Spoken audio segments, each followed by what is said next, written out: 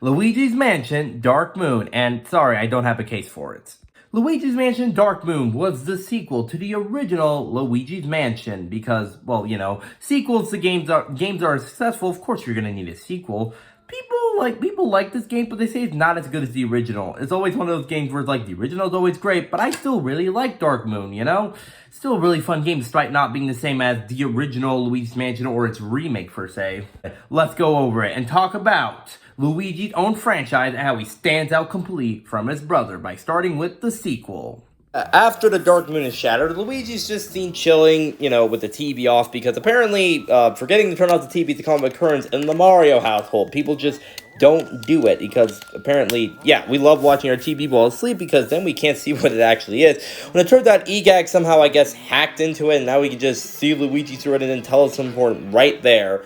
And yes, the new hardware upgrade this time is, of course, the DS. Of course, for some reason in this cutscene, everyone just stops moving. Like, look, they're not moving at all. Like, what actually happened here? Meanwhile, it's more like, of course, the notable difference is that it's mission-based, and EGAG calls you every 5 minutes, so that might be the bad thing, but it's fine, honestly.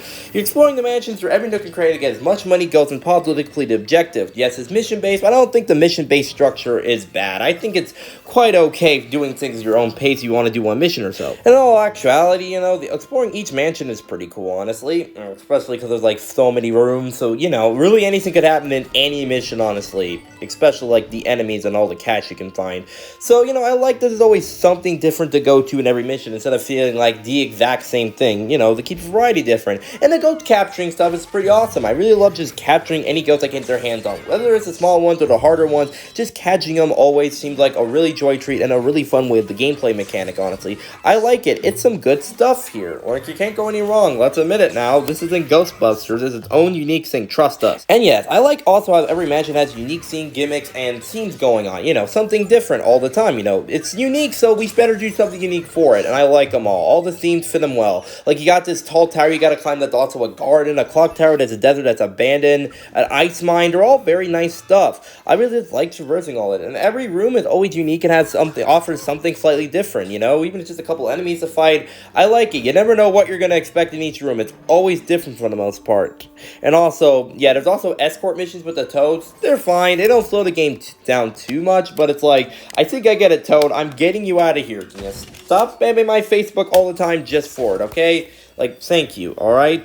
Don't worry, we're gonna get you out of this potential ice cave. Also, for the second boss in the second mansion, you gotta climb up this long staircase. And if you go up the wrong step, you go all the way back down, have to fight a couple ghosts, and then go up and do the same thing again. It really makes the boss fight longer than it seems. Also, speaking of the boss fights, the first boss fight is pretty unique with the spider, with all this unique puzzle with the fire. And every other boss is just this, and not cool and creative. Where did the animation go right after the first boss? It is the new Super Mario Bros. Game at this point. I don't know. I can't tell anymore. But yes, this game, despite that, ignoring the boss and all that, you gotta love all the different scenes. I feel like the scene gimmicks of different mansions really distract you from the not-so-good bosses, for the most part.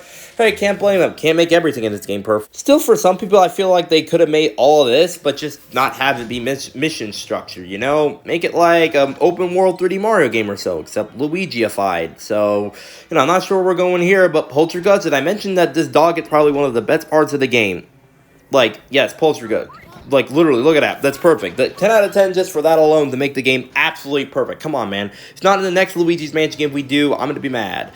Anyway, the final boss. It's nothing too crazy, but I do like the uniqueness. It's not like the first Luigi's Mansion final boss, but, it still gets the job done for, hey, at least it can be somewhat of a challenge, and it's, a much more uniquer boss than, most of the other ones in this game. I will admit that. And yes, after that, you finally get all the pieces of the Dark Moon and put them back together, turning the once evil ghosts back to good, because they're pupils, and everything is all good in the world, because we freed the ghosts now. And the ending is just adorable Luigi, with the Poltergeist on his lap, going to sleep, and that wraps up the second game in the Luigi's Mansion franchise. And of course, money was involved. So yeah, that was Luigi's Mansion Dark Moon. This is still one of my favorite 3DS games, and it was my first Luigi's Mansion game. No, not the first one. I still really love playing it, and it's pretty good, and they made a remake for it, and I can't wait to also play that as well. I'll see you next time for more Yu-Gi-Oh! Diantha Pokemon and V games. I'll see you all next time. See ya!